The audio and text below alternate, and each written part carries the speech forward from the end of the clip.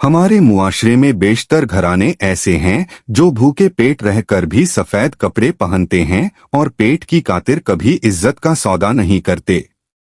मेरा ताल्लुक भी एक ऐसे ही घराने से था। एक रोज मैं अपने घर की छत साफ करने गई।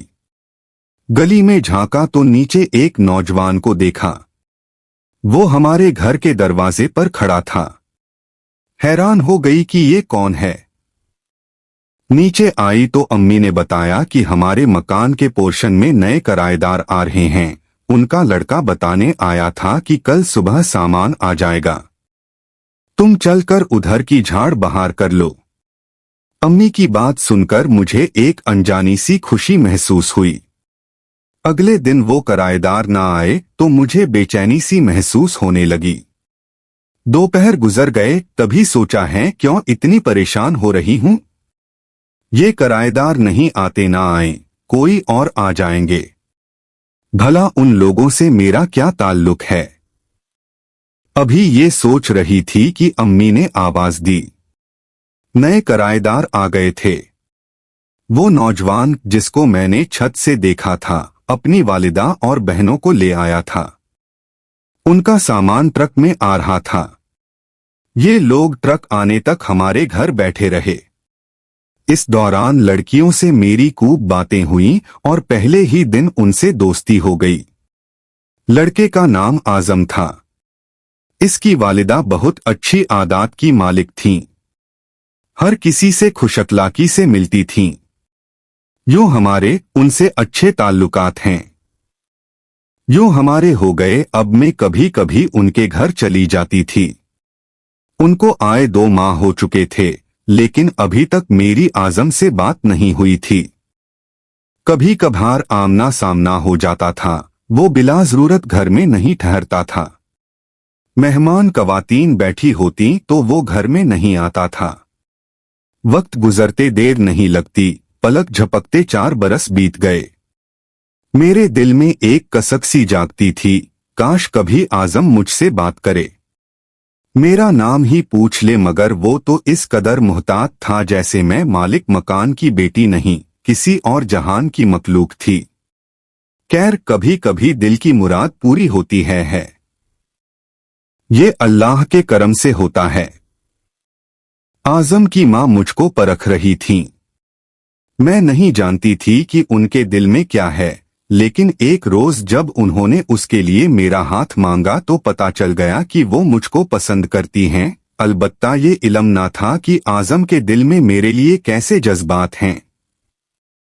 वो भी मुझको पसंद करता है या नहीं। अम्मी ने आजम को अच्छी तरह परखा।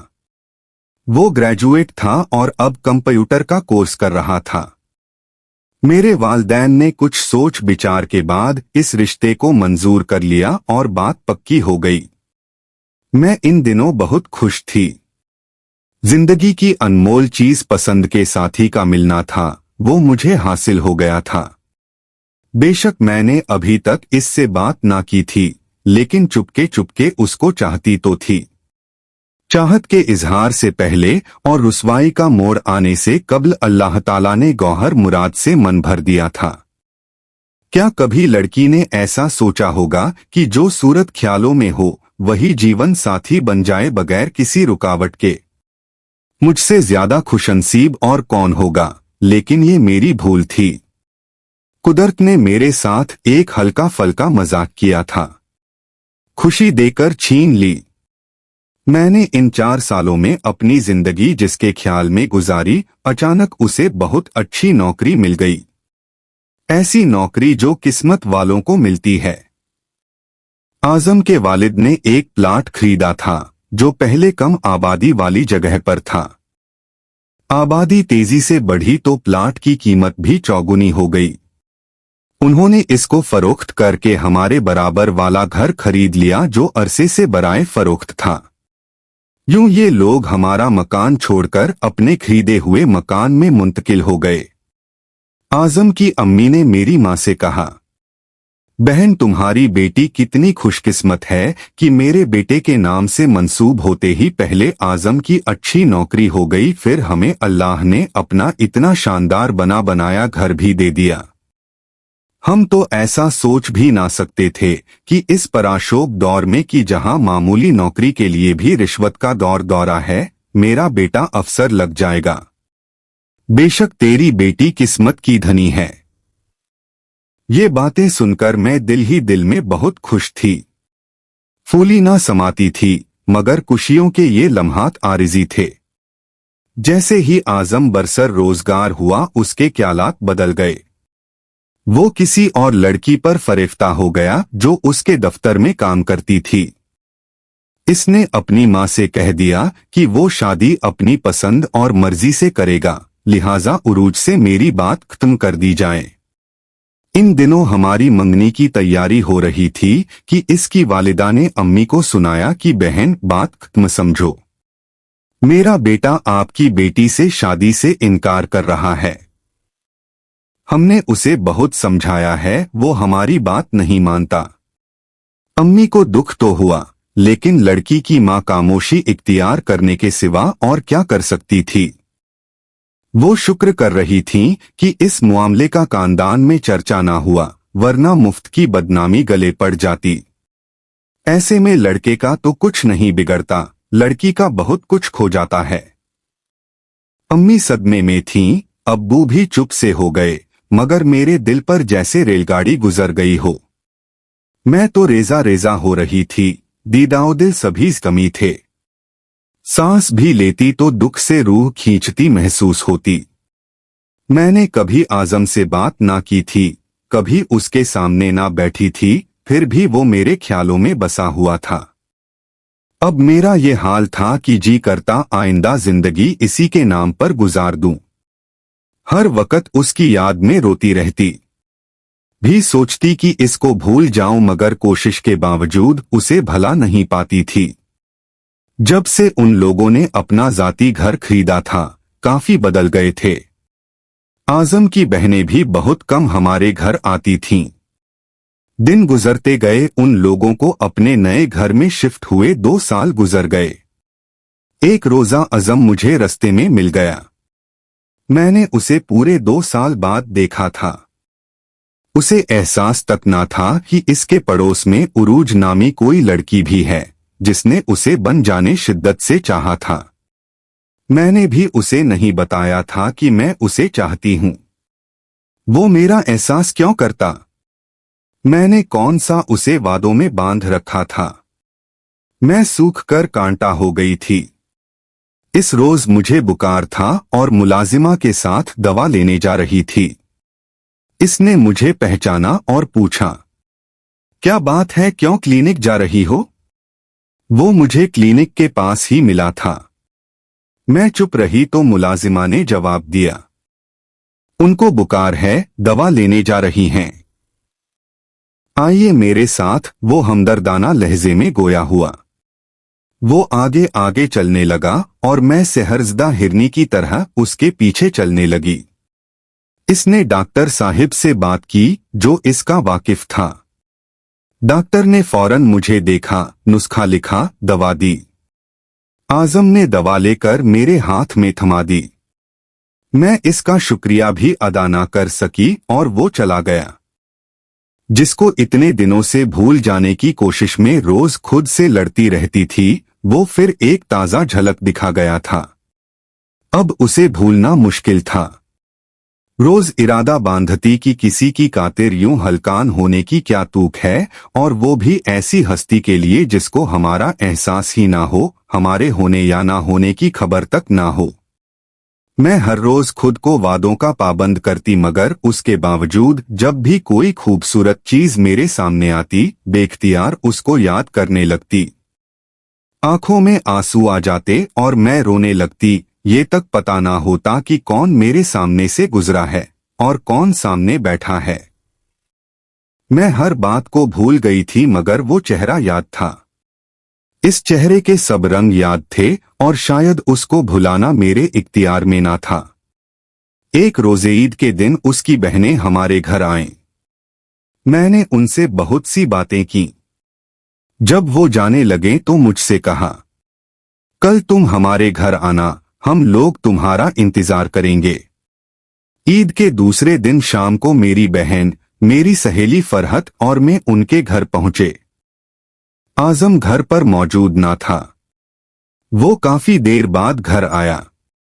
हम दूसरे कमरे में बैठे थे। अचानक वो किसी काम से कमरे में आया मगर मेरी नजरें ही ना उठ सकें और इस बेनियाज ने भी मेरी तरफ ना देखा। जब वो जाने के लिए मुड़ा तो मैंने उसका चेहरा देखा, लेकिन सही तरह ना देख सकी। सोचने लगी कितनी बदनसीब हूं कि इसके घर आकर भी उसे अच्छी तरह ना देख पाई और वो चला भी गया। इस रोज में तमाम वक्त खोई खोई रही थी।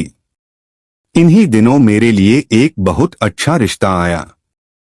समझ में ना आ रहा था कि इस रिश्ते को मंजूर करूं या अपनी जिंदगी उसकी यादों के सहारे गुजार दूं, लेकिन जिंदगी का तवील सफर कोई लड़की तन्हा कैसे गुजार सकती है।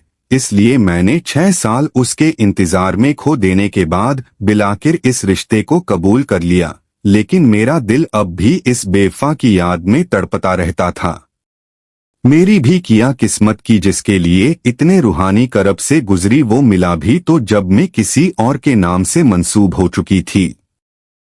इसने मेरी चाह उस वक्त की जब मेरे वालिदैन किसी दूसरे शरीफ घराने को जबान दे चुके थे और मैं एक बार फिर तड़प कर रह गई।